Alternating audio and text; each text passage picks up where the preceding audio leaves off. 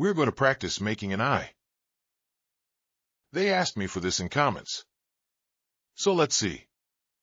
Notice how I begin to trace softly. I put a line to see, so to speak, the corners of the eyes, where they are going to go. See how I mark it and then draw the line. They are called references. I am making reference in the drawing. There it goes. Let me do it. The reference, I measure and draw the line. That's what it's about. This first sketch is soft. Are we seeing where could the eyelid? How do we make the eyelid? How wide? Why do we want it? Are we going to keep working? Let's make the part of the tear duct soft. Throw your lines. Measure right. It doesn't matter that they don't come out perfect. You will see how later. Everything we have drawn will. To help. This time we're going to work with pure shaded. We are not going to add anything from smudging. We're going to lift a little. The level, we do the part of the eye of the circle of the eye. We do what would be the pupil, and look how I'm leaving from a. At first the lights so as not to be deciding on the moment. Everything is already thought out, and we are going to proposing. Let's do the part of under the eye, and we continue to work calmly. We make some projections. We continue to see what is going to happen up here. We propose what would be the bottom part of the eyelid. How do you want your eyebrow? No, you also decide if you want it very defined, if you want it wider, longer. And well, we are placing the parts necessary. We propose what would be at the tear duct. There, with some geometric games, we start to shade a little. We decide how. How will the shadows go below the eyelid from the part of the eyelashes? Sorry, there is always a shadow. We enter the part of the pupil.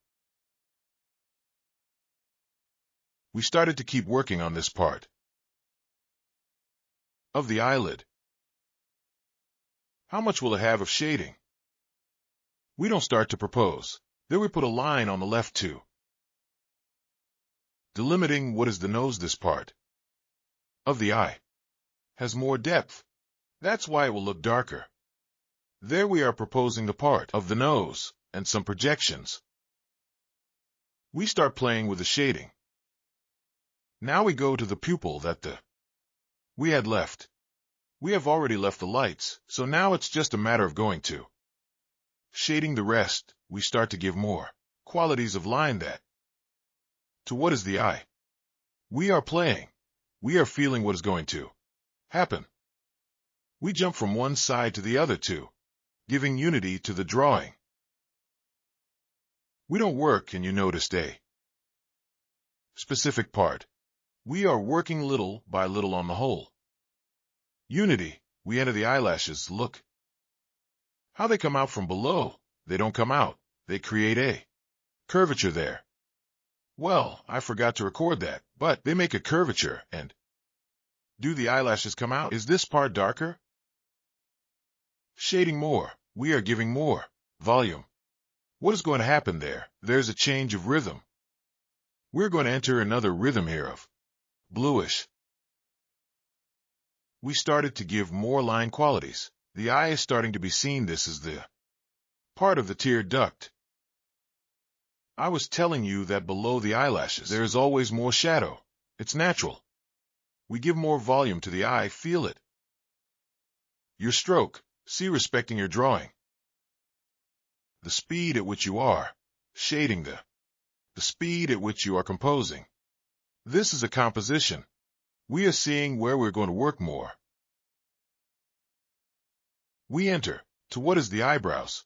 Look, without fear we do the eyebrows.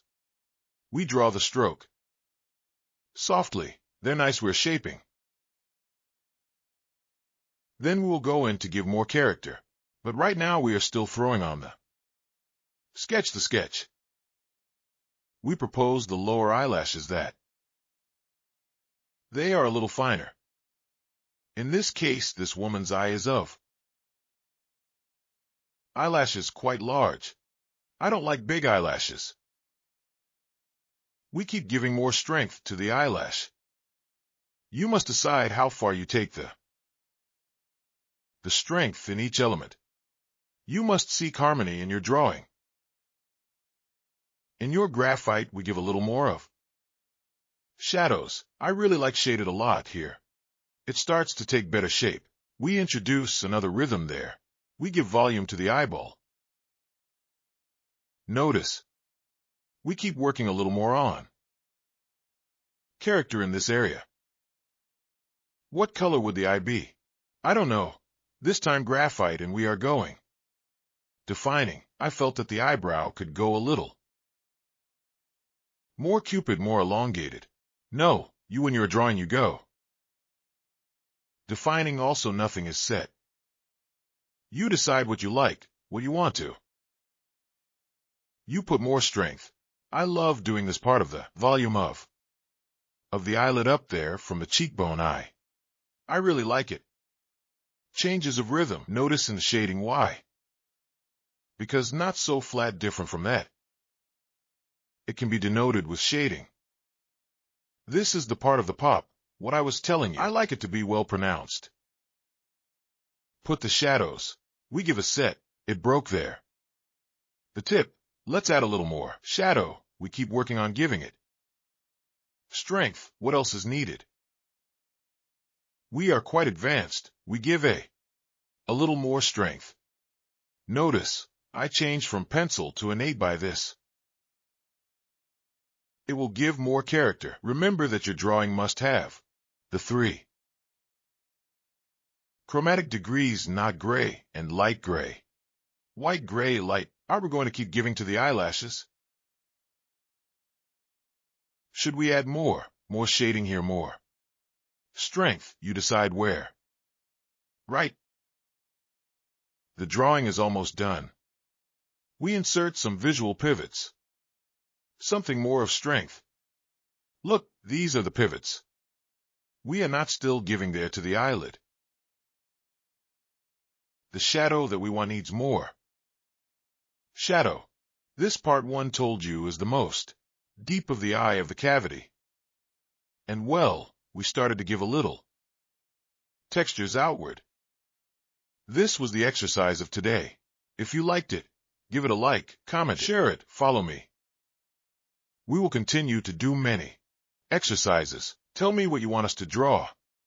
Put your practice drawings in there in comments, and well, let's continue learning to draw step by step.